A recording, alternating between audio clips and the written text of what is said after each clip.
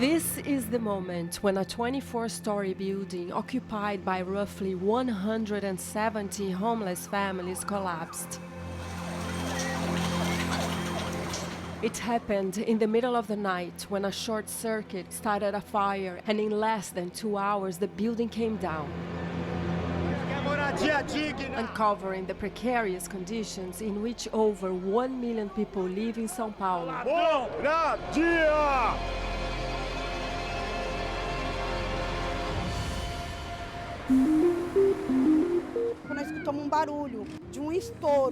Ana Paula lived with her 6 children and 3 grandchildren on the floor above where the fire started. When we met, 2 months after the accident, they were all camping here, right next to the rubble where their home once stood. As crianças estavam dormindo. Deu tempo de eu salvar a minha família toda, a maioria não estava, mas meus 4 filhos pequenos estavam.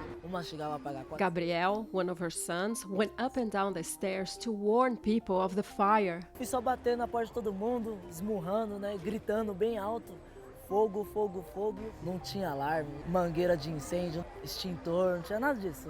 Nada de aparelhos contra incêndio, não tinha nada disso lá instalado. Miraculously, most people managed to escape before the structure collapsed. 6 people died and 2 are still missing. With a population of 45 million, São Paulo is the largest state in Latin America. And 12 million people are residents of the city of São Paulo, the state's capital and one of the world's most populous metropolitan areas. But at least 40% of the urban population is subjected to substandard living conditions. I met the city's housing secretary, Fernando Chucri, on the rooftop of São Paulo's first skyscraper. From here, we can see the square where dozens of families are camping. I asked him how the housing shortage reached this point. Falta de atendimento ou de investimentos na habitação ao longo das últimas décadas. O déficit habitacional não nasceu de um ano para o outro, nasceu ao longo de décadas de investimentos no município de São Paulo insuficientes para a produção de habitação de interesse social. Além de outras questões, são crises econômicas que o Brasil tem sistematicamente, esse desequilíbrio que existe entre as faixas de maior poder aquisitivo e menor, distribuição de renda. The majority of the city's residents are low-income earners, workers receiving wages that are insufficient either to buy a home or to afford rent. For decades, they have squatted on empty land and created what they call favelas. Many others bought land in the undeveloped peripheries and built modest houses. Once the population increased, they joined forces and campaigned for the government to provide for local infrastructure, such as sewage, paved roads, and public transportation.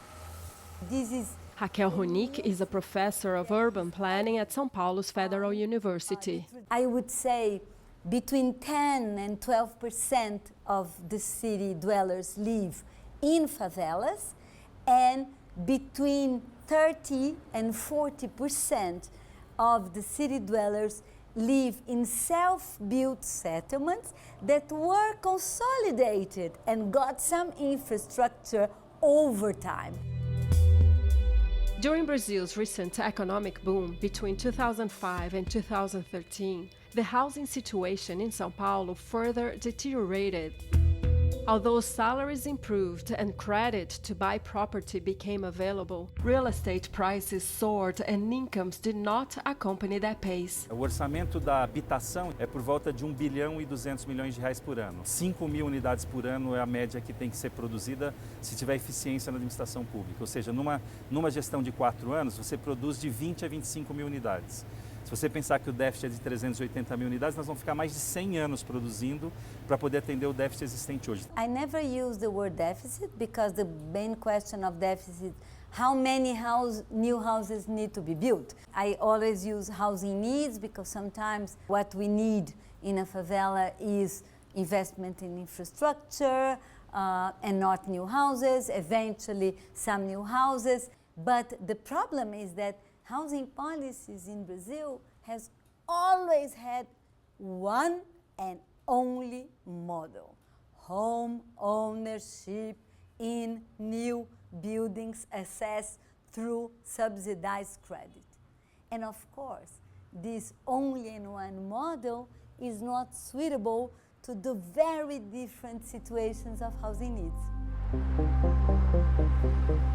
São Paulo's downtown area is currently a mix of colonial-era construction, commercial buildings, and once glamorous residential structures, which until the 60s were home to the middle and upper middle classes. Some of the skyscrapers were left empty when the affluent began to migrate to other sections of the city. The robust public transportation system, however, was left in place. So a new category arose as a solution created by the people themselves, since they don't have access to formal markets and there is no public policy on housing to meet their needs, is the squatting, organized squatting. The collapsed Wilton Paz de Almeida building was considered a benchmark of modern architecture when it was completed in 1968. In 1992, it gained the status of historic landmark. It was initially owned by a businessman and later acquired by Brazil's public bank due to unpaid debts. It housed the federal police headquarters for more than 20 years, but nearly nothing was done to preserve the construction's good condition. When vacated, the government handed it to the municipality, but without money for its needed restoration, the building was abandoned. In 2015, it was offered at an auction, but no investors were interested. Eventually, squatters occupied the structure. There are over 150 social housing movements in São Paulo that organize squatting either on empty land or empty buildings.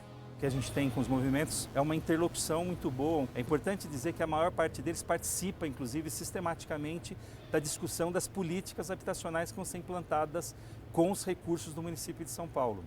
O que acontece é que uma parte pequena desses movimentos, que foi o caso especificamente do edifício do WPA, que explora famílias de baixa renda, explora essas ocupações de maneira a virar uma renda.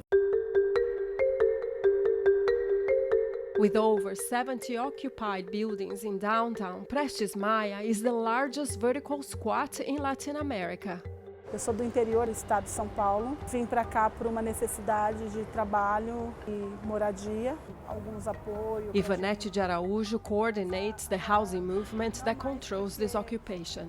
Quando eu não pude mais pagar o aluguel, eu acabei indo parar embaixo de um viaduto com os meus filhos. Então, a partir dali, eu passei a conhecer o movimento de moradia. Teve um grupo de pessoas que foram fazer um mutirão de visita e foi até onde nós estávamos, convidando para participar. This former textile factory is now home to almost 500 families. Vai ser essa semana ainda. Já imaginou uma família subir e descer 9 ou 21 andares nas escadas? É quem realmente precisa, para descer o lixo, para levar para a escola. Então é uma luta constante. A 50 square meter apartment in this neighborhood rents for about $300 a month.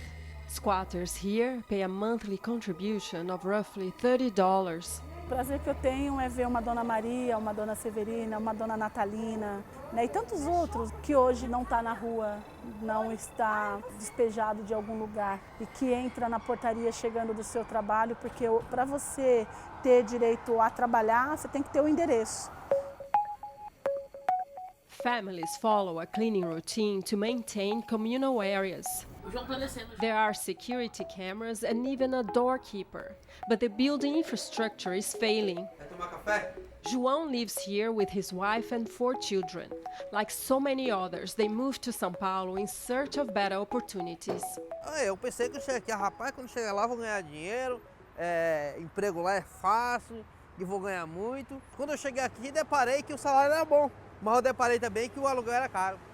Deparei que o mercado era caro.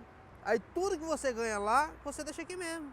Quando eu conheci o movimento foi que melhorou, mas era eu e a mulher trabalhando e só dava para comer e pagar aluguel. Não sobrava nada. João is in charge of maintenance of the building. He climbs the stairs all day repairing plumbing and electrics in these improvised apartments. É pouco de trabalho que eu faço aqui na manutenção. He has installed a switch device on every floor in case there's an electric circuit break. Os quartos de madeira. I asked if he worries about a tragedy happening here. Como aconteceu lá, pode acontecer aqui. Não é questão de cair, mas é questão do fogo. Mas a gente tem bastante cuidado com essas coisas. A gente orienta as famílias. Teve curso de bombeiro aqui dentro. Tem 2 extintores em cada andar. Brazil's constitution establishes access to housing as a social right and asserts that property must perform a social function. Cities can expropriate vacant estates that haven't paid taxes. Nós temos um grupo de edifícios que o município já desapropriou. São 14 edifícios com recursos garantidos para que eles sejam recuperados, para que seja feito retrofit nesse edifício e ele vai ser destinado para habitação. Isso dá um número pequeno de unidades frente ao déficit. This building was restored by the city in 2014. It was a hotel that went bankrupt and was abandoned. Today it is social housing with 50 apartments. All the units are public and residents pay roughly 10% of their earnings as rent. Valéria was one of the first residents to move in. Esse apartamento, ele é fruto de um grupo de artistas que se reuniu e buscamos junto aos órgãos públicos esse espaço. Que tem muito prédio fechado em São Paulo. Alguns têm donos e que preferem manter fechado, que é a tal especulação imobiliária, né?